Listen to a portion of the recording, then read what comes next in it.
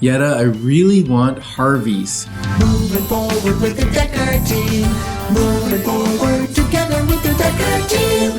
Okay, we've enjoyed for over 30 years coming alongside you, not only helping you buy and sell real estate over 3,117 times, but really how to make the most out of the home that you're living in, how to build wealth, how to just do the best with what you've got. So really 31 years of building life, home, and business. Okay, Ken. Yes. You know, I don't often disagree with anything you have to say. Oh, you've gotten so funny in your years. You were going to say old age. I did. I was going to, but then I like my life.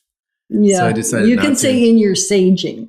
Yes, in your saging, you become more funny. Yeah, I get it. Even more funny. It's 9:50 a.m. in the morning. Yes. What on earth do you need Harvey's for at this hour? Because their slogan is, you can have it your way, and I want it my way. Okay. So what you're going to learn in this episode is sometimes having it our way is not the best idea. Really? And why it's not the best idea. Oh, well, talk to us about that. I hear you came to a little epiphany the last few weeks. Yeah. Around your way or the highway. Right. So you may not believe it, but in my earlier years, I was much more insistent on having things the way I wanted things. I was pretty certain that my way was the best way, and it was my way or the highway. Yeah, and one birthday, I almost bought you a bulldozer. That's not nice.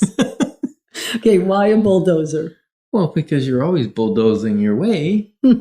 Yeah, nice. Okay, so I'm a recovered bulldozer, recovering bulldozer. And so I've invested probably a lot of my last 30 years since I came to the epiphany, the awareness, because somebody enlightened me. No, not as somebody, many somebodies enlightened me that I was a little pushy, a little aggressive, a little bit, all those things that are not overly flattering. And a bag of chips. Yeah, all that. And so I've invested 30 years in not being that way, in attempting to have an open ears and an open mind and available to hear what people were really saying and not just listening for what I wanted to hear, but really, listening for what was really there. Yes, but you also took another layer off the onion just recently. I know. We're not talking 30 years here. We're talking recent, I know. Like the smell of it still there. Like when you pull the layer of the fresh onion off and it sprays a little bit, you get that aroma. I was going to tell the truth. Well, let's hear it. And I think the reason I'm allowing you to hear all the work that's already been done is because I think we never actually arrive.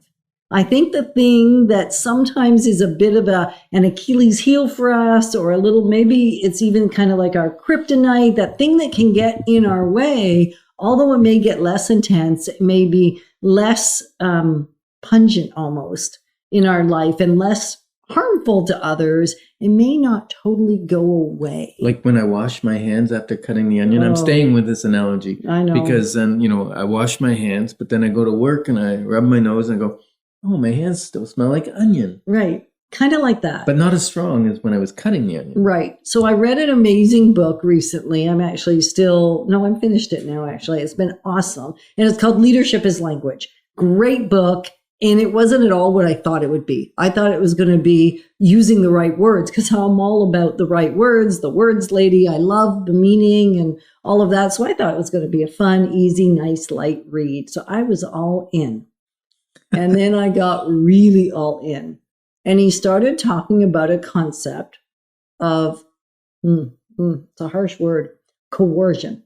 Do you ever coerce people in meetings or in decision making? Or do you let people have their dissonance, have their different opinion, and not make them wrong for a different perspective? Still make a decision at the end, whether you're going to go with the different perspective or not, but really allow everybody else to have a voice, even if it's a voice of dissonance.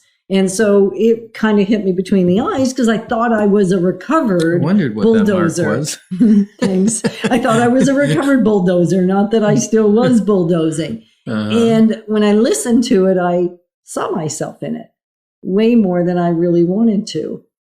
And so I was in a business meeting with one of my team members, and I didn't want to apologize specifically for it, but I wanted to get a feel, because there's no point in telling somebody that you're going to do better than you used to do. Just do better than you used to do and then apologize if there's an incident. But I thought, I'm going to have to find out whether she feels this way. And I was pretty certain she wouldn't really feel it because, I've only known her 5 months or so. And so it's my old relationships that are still holding me to my old behaviors that I figured would feel this coercion method the most. And yet I risked it. And then we were talking about some brainstorming around creativity for our social engagement and connection and creation and stuff. And I said something about coercion. She goes, "Oh no, you never coerce." I went, phew, I knew it. I got it. I knew it. I knew I am good. I'm clean. I'm no longer the coercion queen or the bulldozer. Clean, Squeaky clean. Yeah. And then I made the wise choice. And I said, well, tell me, what's it like when we collaborate and when we create things together? That was a nice open-ended, great question. What's the experience like? And she goes, well, it's kind of like it's Yetta's way. I went, oh. Well, that sounds like coercion to me. That's just a really polite way. And the funny thing is, those were the very words that had been in the book around if people feel like you got to get your way, then you're probably doing some coercion, and not like intentionally mean, malicious stuff, but just trying to convince them to see it your way. Yeah, because we like things to do our way. Like, for instance, I like to handle our finances and our investments my way. And we've done really well. We've written the wealth formula. Like we're doing good. And yet it's not my 100% full-time career, right? Well, helping you with real estate is my 100% career. And there was a gentleman, Colin, who's an amazing guy. And we've known him for like over a decade. And he reminded me that for many, many, many, many years, he wanted to do a financial plan for us. He wasn't even going to charge us. He just wanted to lay things out. Here's a plan to move forward. This is what it'll look like. Put all the numbers in. This is how you avoid paying more tax. We would have saved thousands in tax, and we will in the future. But we met with him just a couple of weeks ago. And thank goodness that he was persistent in his offer of the financial plan. Because now we're at the point where we said to him, is there somebody that offers financial plans without selling stuff? And he's kind of looking like, yeah, me. I've been offering you for like 10 years. So we're going to do our financial plan with him.